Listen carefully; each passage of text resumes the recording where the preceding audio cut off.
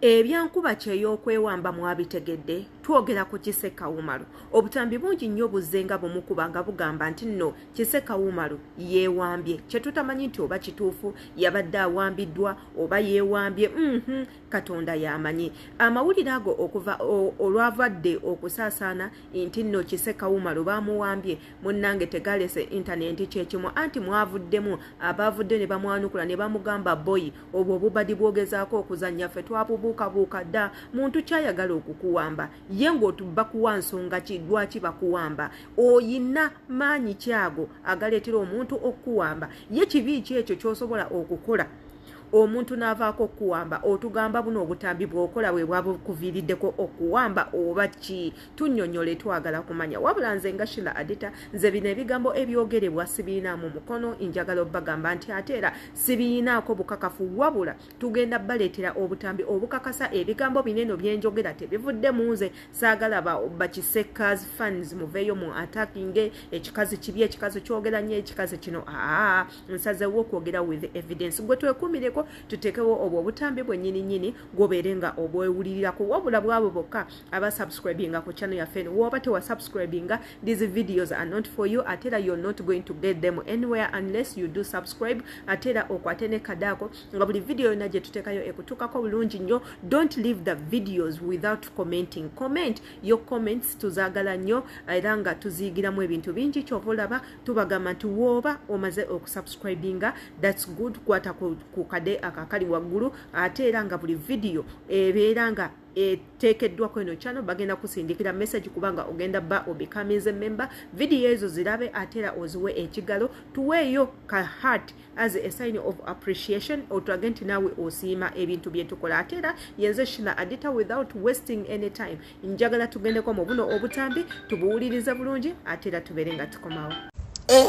Bana mwenga muli bazibu mwalese ebintu bya mubimazo beefukira kati mutandise kumpayiriza mbu laptop nasazo omugambo nze abantu mwagala bagambe ndi wa propaganda mumaze ne muluga abakuwambye ale kati mubyegaana omanyinze siri wa kuwayiriza ebintu bwe bijja ku social media oli bwakireta ku social media ekyo kifuuka public discussion buli omu abagenda kukyogerako kati nze nebuuza bibuuzo byange yibana lwaki neyogeza yasoke mbawe ebyaliwo esigera gwagamba nti gwe wafunye ebizibu tonafuna ku bizibu konze naye mu butuufu emmotoka njagazaaki nga ngamba boyi wange nze naddukirawo ono boyi wange nga nva mu buwambi osigera emmotoka yange nenjitunda weppu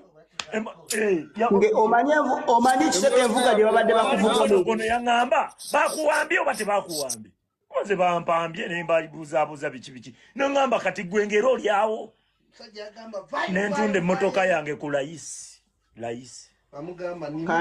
byonna be babipanga ate Kiseke alabayo Kiseke ate labayo engeri gye bakolamu saaliyagadde kutunda mmotoka yange wakiri noonye bunoonya ssente nangamba gwe wotuuka wali byonna tugenda bikolako byonna Moroka yange njiteka katale nga ntandika kugenda tasooka genda ku airport tujjagizaawo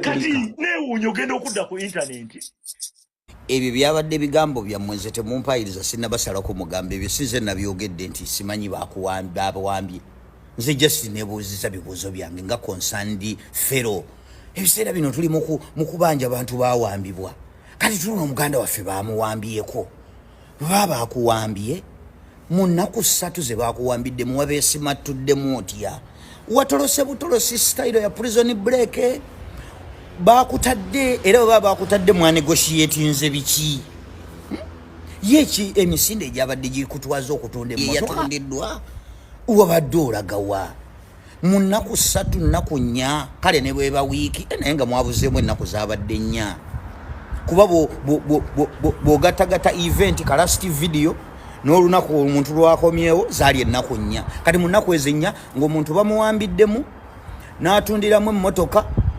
emmotoka si sweet pepis nti oba bigigi nti ogenda wali ne bakuweerawo ssente bintu bya process biri mu transfers awo omuntu natuka naga nengenda ku kisaawe omuntu tagendawo nga talina visa.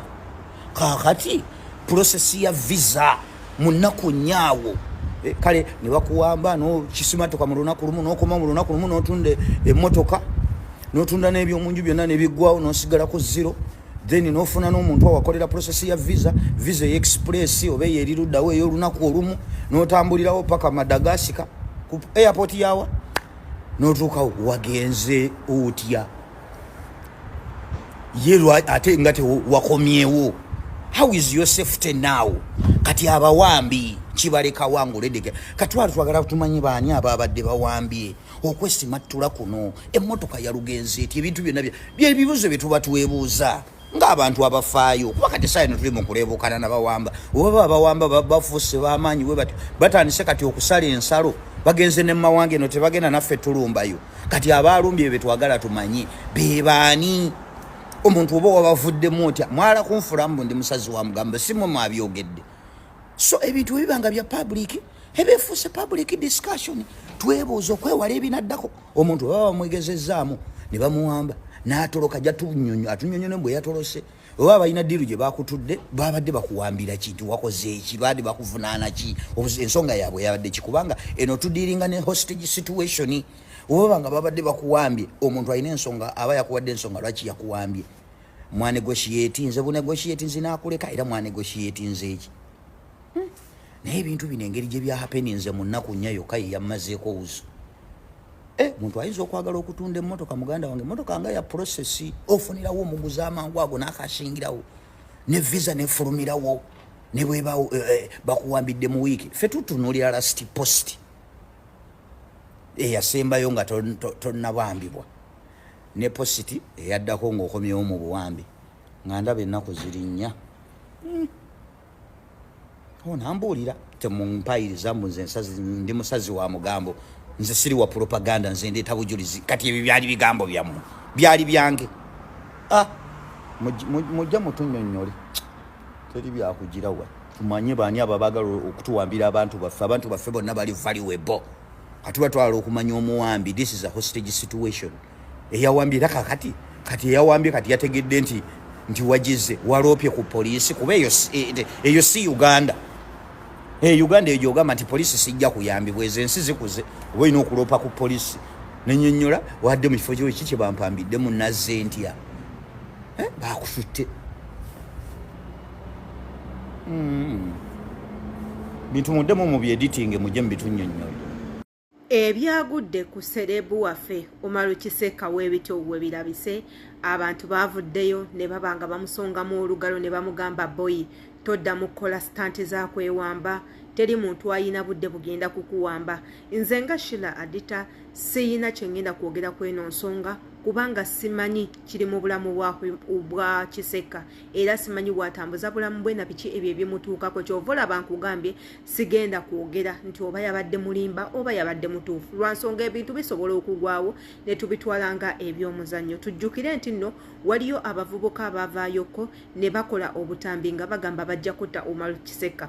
Obutambi obwo ffenna twabulaba bwali nnyo ku intaneti abantu babulaba ne babustitchinga ne babudiwetinga ne bavumirira ekikolwa ate era nga tukimanyi nti Omaro Kiseka eyo gy'abeera gyakolera abantu baayo batema okufaako obufi. Omuntu bw'agamba nti nja kukutta aba asobola okukutta e South Africa eyo mulabayo bannange nayo ntaana yakubiri abantu battingana okufaako obufi era ebijambiya bingi nnyo emmundu nnyingi nnyo. So kati omuntu wava n'agamba nti abantu bagezezaako okunzita abantu ne bampamba towakana nnyo kubanga oba tomanyi naye Abannayuganda babigambye nedda ffe tuli bize tuyina ebyokukola tuyina ebizibu mu bulamu tuyina ebitusumbuwa totubuulira nti babadde baagala kukuwamba era toddamu kitugamba lekerawo okuzanya stansizo.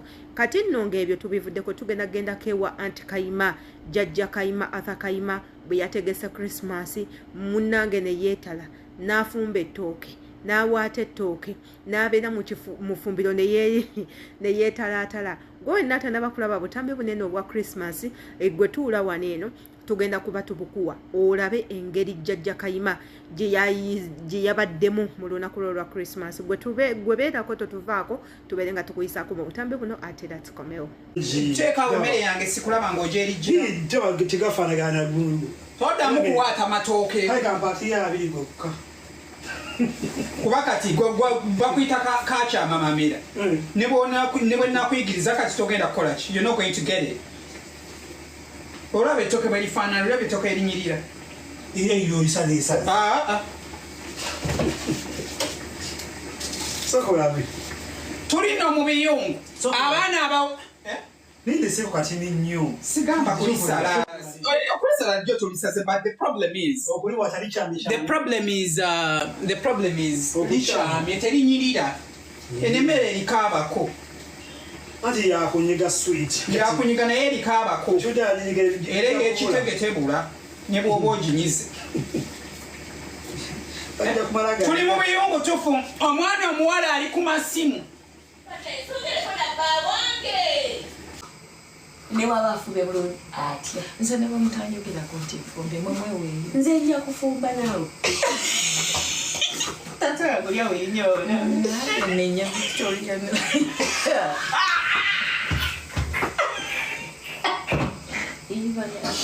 mpacupa omwana w'abandi muteremu ekyokunya mpacupa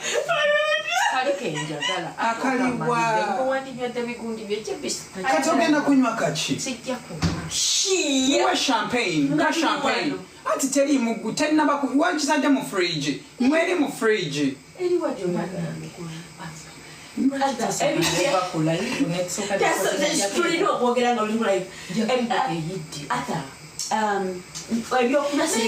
sinabanga okweyibako yadde ettondo ly'otuzza olwaleero Joya go, Jono Katachi Mutawanya, Jaya Kangali, Mpe Kangali. What went there?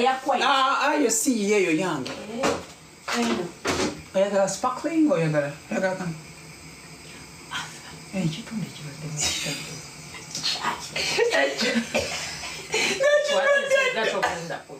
that time you said Dana with they can't just sumulu. Jagala barumwe. Sumuluza ku live barumwe. Bana abagundi bani ba. Ogenda kugunya mugwana. Tujja kujeke nkoko banange. Sagala kusirwa nanga. Mbwayogera ng'omumbejja. Ali tayina buntu bulamu. Ensi yonna ate nje naye yetadde ku pulesa obadde ki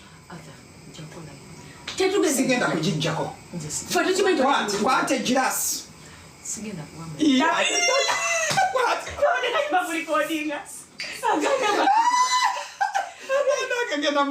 genda muzaagenda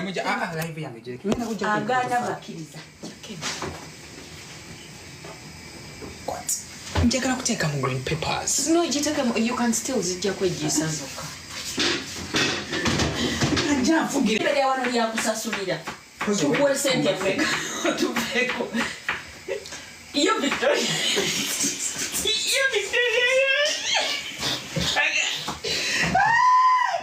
Anga mujja mu mpuje walala.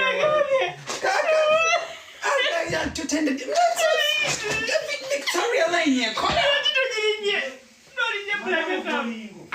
Zero bada manyali ku Victoria Line. Obe bade.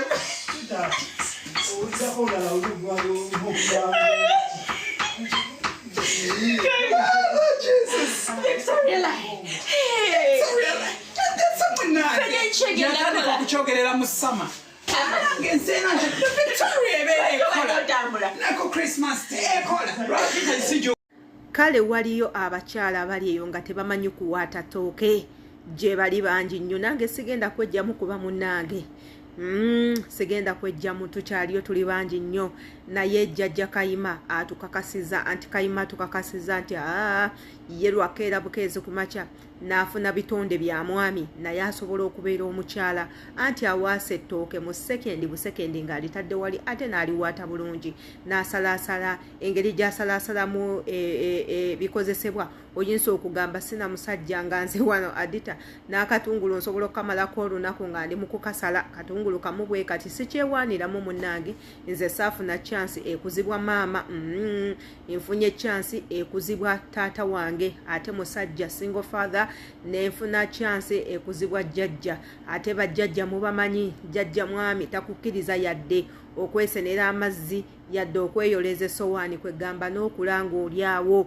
ogenda okukijjukira nti ebyo byonna bye bakugaana okukola obyetaaga mu bulamu ng'oli muntu muki ng'oli muntu mukulu naye ate nga ndi mu process kuba kati nkaddiye musajja kyananteeka ewuwe nga sisobola yaddo nga sisobola kufumba n'akanyaga bya mu kisenge byokka bw'anaatuuka ekiseera ng'ebyomusenga abikooyi ye anaabikola atya ng'enjala emuluma mbuuza nange nkubuuze anaabikola atya ng'enjala emuluma ninasooka kufumba ndyoka entereze mu kisenge ndowooza abakyala mwenna mumpulidde mwenna abatamanyi mirimu munange mwekolemu omulimu mumanye ebyo mubadde temumanyi abadde tamanyi kufumba noonya engeri yonna gy'osobola okubeera omufumbi atamanyi kuyonja naawe kikole mu bwangu nze mu buyonjo ndi nnamba emu nze ndi muyonjo njagala ewantu ewayonjo nsobola okumala ebbanga lyonna nga ndi mu kuyonja waka okuleka ebintu by'okufumba emmere ebyo bye bikyaganye olaba nze yange gye ŋŋamba kanneefumbira enjiryako nga mpuliyanga nange tempoomera olwo be ndigifumbira muligamba mutya